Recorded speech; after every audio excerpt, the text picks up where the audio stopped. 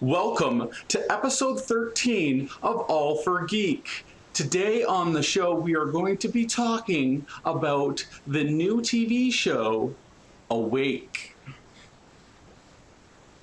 I'm the Phil, or whatever you want to call me. And of course, you can go to All For Geek to watch this show and see more episodes. And today we're joined by Adam. Hey, Adam. What's up, Internet world? All For Geek viewers. Good to see you today. Thanks for having me on the show, Phil. No problem. You're a new co-host in our new line of revolving co-hosts. And you'll be back if you ever have another topic you want to talk about. So that's the pretty cool thing about this show right now. But today you wanted to talk about Awake, and I just watched it right before we started doing this recording. So I'm fresh as a daisy when it comes to that. It's like I have my own maxi pad of TV show entertainment in my head. You are the Kotex of the internet podcast world at this point in time, yes. Oh, see, that's something new I could put on my resume. Would that look good on a resume, really? The Kotex of internet podcasts. I think that would be something the employers, if you're out there listening right now, you're going to want to hire the Phil because he is the Kotex of the video blog world. And before we get into this, what kind of thing are you from? Like, tell me about yourself. Well, some people may recognize me as a professional wrestler. I work for Ontario Championship Wrestling, a local independent organization here in Kingston and the surrounding areas. Of course, when I'm performing, I go by the name Adam Keaton. And of course, we do hold events every single month, including Friday, March the 30th, 8 p.m. at the Lions Club on John Counter Boulevard, 825 John Counter Boulevard. Tickets are on sale now. You can call me, 613-929-0303 for tickets, or visit our website, www.ocwrestling.ca. So there, I got my plug in. You have to tell me if you get any prank calls, because this is going all over the internet. I'm sure there will be plenty abound. All right, so let's get into it. Awake, new TV show where this guy is he's a detective, correct? Yeah, he's a police detective, and he gets into a car accident with both his wife and his son. When he wakes up, his wife is dead, but then when he goes to sleep at night and wakes up again, he's with his son. So he's really living a dual life where we're led to believe that one reality is a true reality and the other reality is a dream world. But the thing is he thinks that they're both real. He doesn't know if one's a dream, and he's afraid if one could be a dream. Right, and it's very interesting because the device that they kind of use to connect the two worlds are the psychologist that he goes to visit, his shrinks, which I really like as a plot device. I really think it's fantastic because even in the two different realities, his shrinks have very different personalities. One of them is very encouraging of this alternate reality that he's created, whereas the other one is trying to get him to give up this alternate reality. So it's a very cool concept, and I like the way that things are very comparable in each world, each dream state. Yeah, so we'll go right into we pretty much explained it, but he has the car crash. One state his son died, one state his wife died, and while he's trying to cope with these two realities, he's still trying to solve crimes, doing his job.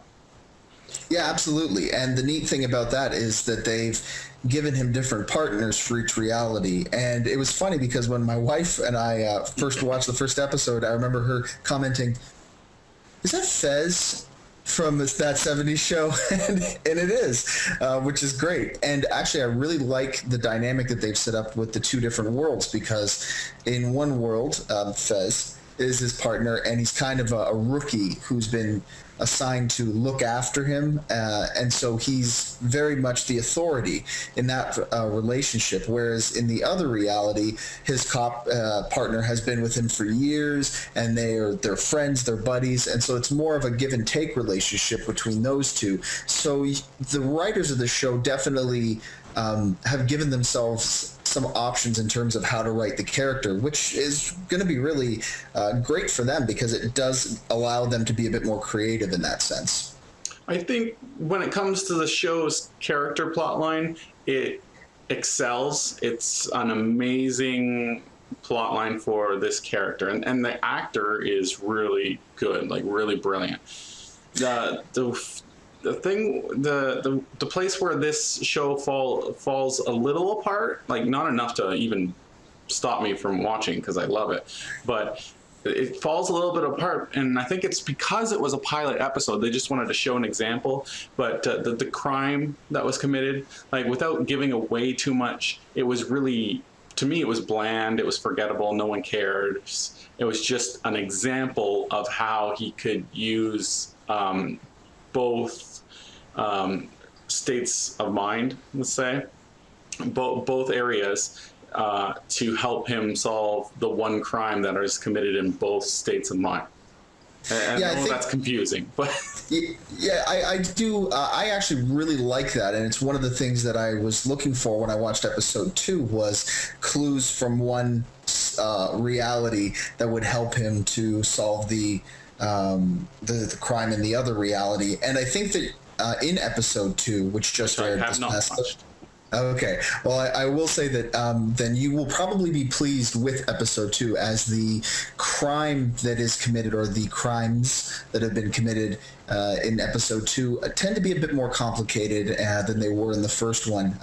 Not to give too much away, but I think you're going to find that it is going to lead to a little bit more complex storytelling, which I think you're going to be quite interested in. Yeah, they definitely had to fit a lot into the first episode, which I commend them for, and that's probably why the crime was so...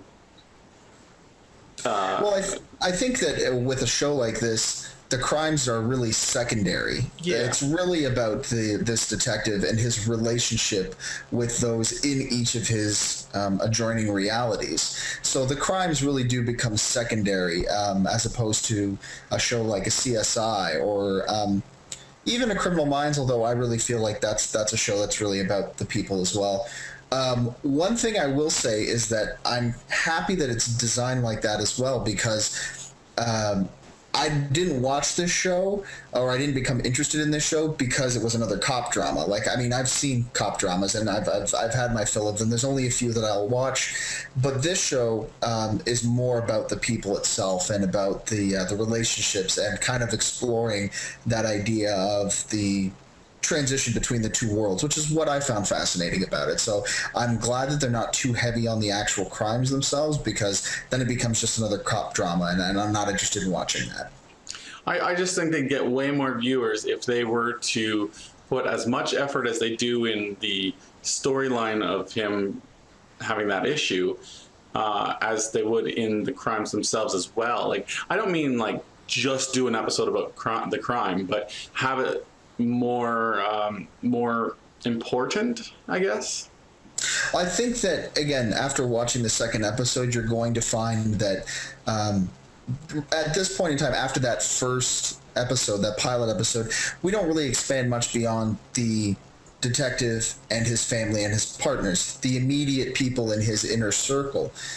Episode 2, you are going to start to see supporting characters play a more important role. Characters that you may not have been established, or that may not have been established in the first episode, are established in this episode, and you'll see by the end of it, they're going to start playing a bigger role. So I think that you're going to find that it's going to be a bit more in that vein of more complicated cases that revolve and weave back into the two alternate realities.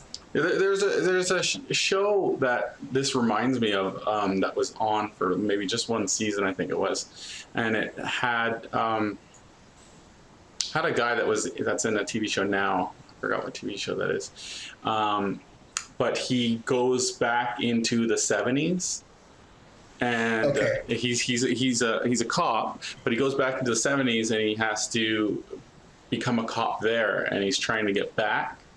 And it was just on like a year or so ago, I think a year ago, and it's something Mars or something. I wish I remember. I just remembered it during the show. If I would have remembered that earlier, I would have researched it. But great. The only show I remember with Mars in the title is Veronica Mars, and I don't think that's what you're talking about. Wasn't that?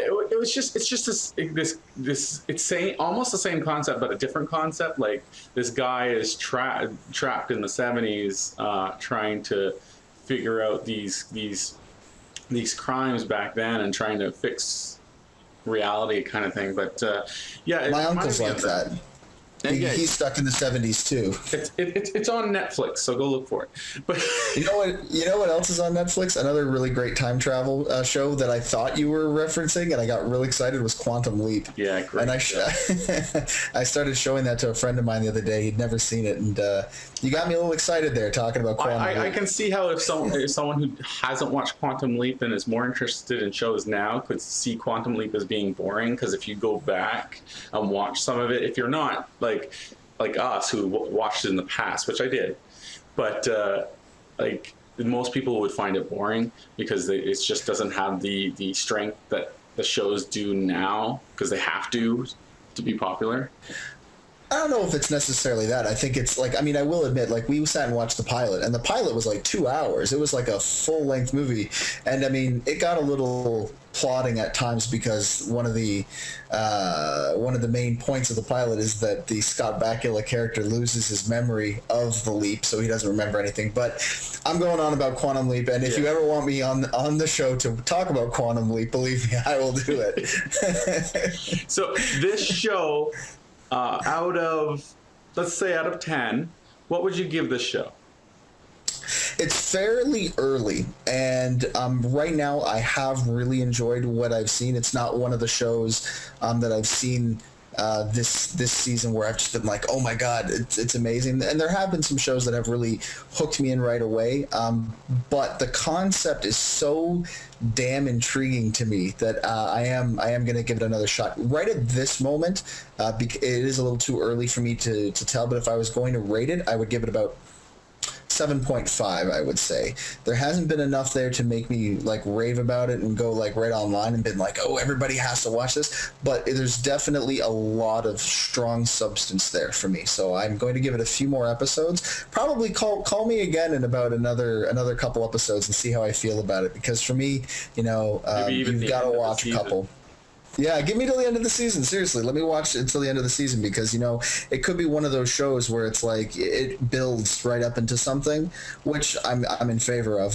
Or it could just be one of those shows where like right out of the gate it's got a couple good episodes and then takes a dive. Who knows? But right now, from what I'm seeing, 7.5. It's solid, it's good, and it's well worth investing your time every Thursday night on NBC. Yeah, I would give it a similar 8 out of 10. I like it a lot. I love these interesting concept shows. I always have to worry with these types of shows that the storyline stuff is going to get out of hand and it's just going to get boring or stale, like stuff like Desperate Housewives, or like just start going down that route. You know how you get these cool concept shows, but then they start going too much womanly drama type stuff, and I hate when they do that. But this seems to be going along a great course, even though I've only seen one episode. And there's so much you can do with this show. The big question I have for you, Adam, and taking your personal opinions out of the picture, do you think that this is going to be one of those shows that may be canceled before it really gets a chance to get the ball rolling? Well, it all comes down to ratings in the end, right? I mean, if it doesn't matter how good it is or not. If people are watching, people will watch. I think Big Brother's proven that.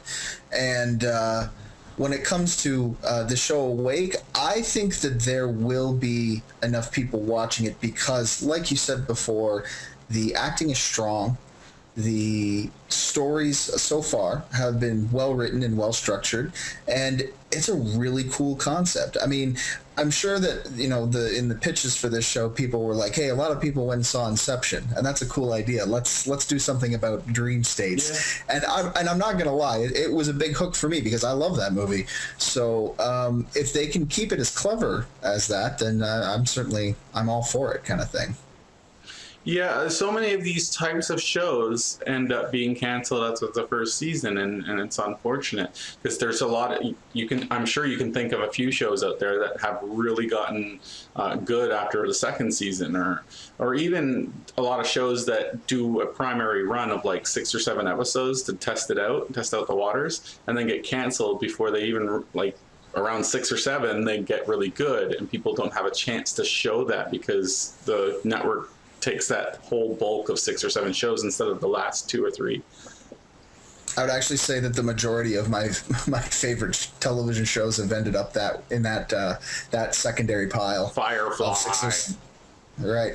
And for me, it's funny. It's all animated stuff like Mission Hill or Clone High is probably one of the funniest shows I've ever seen in my life, and it only got a 1-season run, which was unfortunate because my God, is that show ever funny? I agree. Stuff like that, even the Clerks. So Adam just paused. He just had a glitch, and I do apologize. I think he was going with Clerks or something. But if he comes back, we'll continue. But let's just say that this show is pretty damn good. Check it out. You can watch it on TV. I'm sure one of the websites for the networks has it where you can watch it on demand. And then that's it. So I'm from All For Geek, as you know. Check out allforgeek.com. We just got a YouTube page that's All For Geek. And Adam is from ocwrestling.com. That's ocwrestling.com.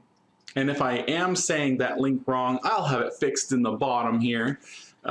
And that's it. Thank you, Adam, for joining us today. I apologize that Google Hangouts glitched and kicked you out, but he'll probably be back with another topic very soon. And he'll also come back. I'm over here now. Oh, hey, Kyle. I'm just wrapping up the show. As I was saying, Kyle... Adam will probably come back for a wrap-up of the season of Awake. Kyle, did you see Awake at all? No. No. Kyle, you should go see Awake. So, Kyle, maybe you could watch Awake at some point, and if you get into it, you can come on the wrap of season 1 review, and we'll talk about that. Sure. I can always do Red Dwarf too. So, Kyle, for Adam... say something for Adam, because Adam can't be here to say goodbye. Adam would tell you to go check out thetechnophiles.com.